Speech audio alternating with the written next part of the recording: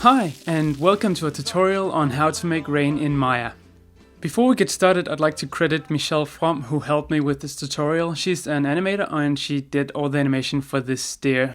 So if you're into animation, you should definitely check out her page. I put the link under the video so you can just click that once you watch the tutorial, or now if you're into cool animation.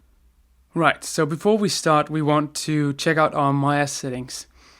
It's important when we work with particles that it plays back every frame when we press play, because otherwise our particles are not going to evaluate correctly. And also we want to set a max playback speed of 24 frames a second, otherwise it's just going to go nuts if you have a fast computer and play way too fast. So we want it real time if we can as a max speed.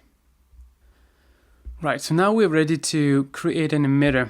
A particle emitter. So go to your particles tab under dynamics and create an emitter.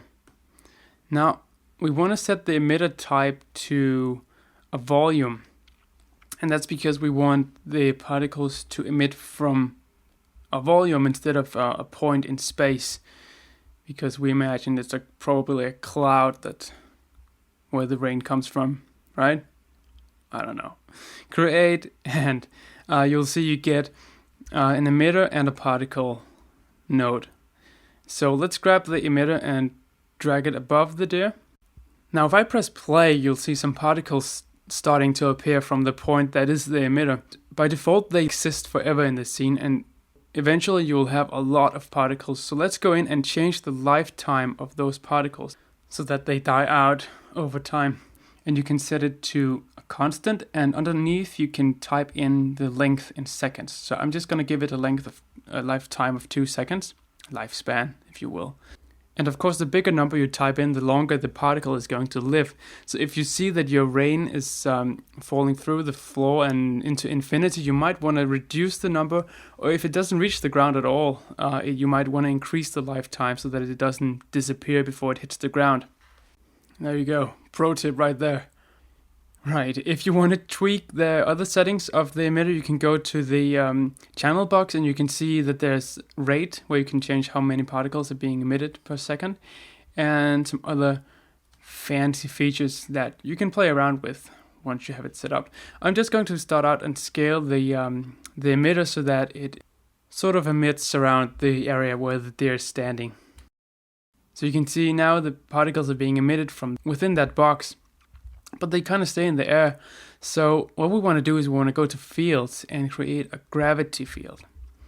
And I'm just going to change the magnitude of that gravity field. It depends on the scale of your scene, so you need to test that out yourself and see what matches your scene. Right. Now we have the rain falling, and the deer is trying to get away because it knows that simulating fur and water together is really expensive, so he needs to get out of there. Now if we go to the outliner and click our particle, we can go and tweak the look of this. So under the render attributes, you can go and set the particle render type to streak. And this is going to give us something that looks more like rain. Now this is not my final solution. This is not what I used in the video you saw in the beginning of the tutorial. I'm going to get to that soon. But if you want, you can do this very simple setup where you go and adjust these values so that it looks sort of like motion blur. And so now it sort of looks like rain penetrating the deer. And we don't want that, so click your particle and your deer or your model and go to particles and make collide. I'm going to do the same for the ground plane, make collide. So now when I play this back, you can see the rain's going to come down and it's going to hit the collision object and bounce right off.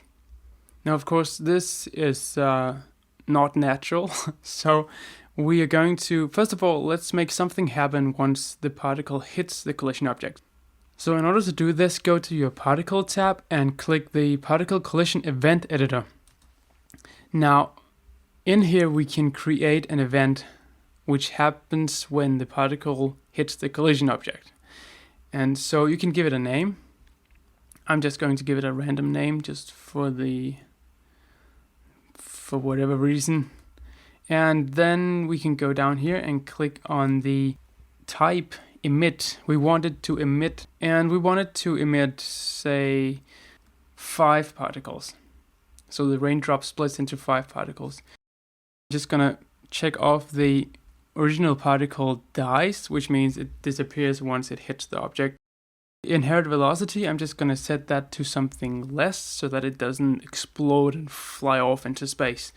If we go to the geometry, you can also see there's a geo connector tab, and in here you can change the resilience of the object. So I'm just going to leave it like this, but if you set it to 0, you can see that the particle is not going to bounce off the collision object in the same way it does now. Okay, so let's create this, and you'll see we get a new particle node in the outliner, and that is our extra particles that are being emitted once the old one dies. So if we play this back, you can see that the big particle turns into smaller particles that then bounce off because of the resilience and flies into space. This is wrong. So let's click the new particle, go to the Fields tab and create a gravity field for that particle system. I'm just going to set the magnitude to something that fits my scene. And so if we play this back again, we can see that the particles get emitted once they hit an object and they fall to the ground again. Now, just to break it up a bit, I'm going to add a turbulence field so that we don't get uniform raindrops falling in the exact same place. And you do that from the Fields tab again. Just click your particle and then go to Fields and create a turbulence field. Now, the rain as it is now is pretty easy to render out. You can just go to the render settings and use Maya hardware for rendering. And if we go in here and check off the enable geometry mask, the geometry is not going to render, but the particle is. So we can comp it together later and give the rain the color you want. You can also use, let's see, Mental Ray. And if we render this now, there's different ways of doing this. Before we go on to, I'm going to show you how to do a shaded raindrop with an actual water shader on. But just because we can, I'm going to show you how to color the particle real quick. And you do that by selecting the particle emitter, add dynamic attributes, color. And now you get this pop-up box where you can set it to add per object attribute or per particle attribute. So if I click OK, we can go up here and change the RGB channels. I can make this green, really green. But again, you could do that in comp, so what's the point, right? Nope, instead change the particle emitter type to spheres and click OK. So if we do this, we get small sphere instances that we can add a shader to. And you can change the radius of that with the slider here. I'm going to do the same with the secondary particle system.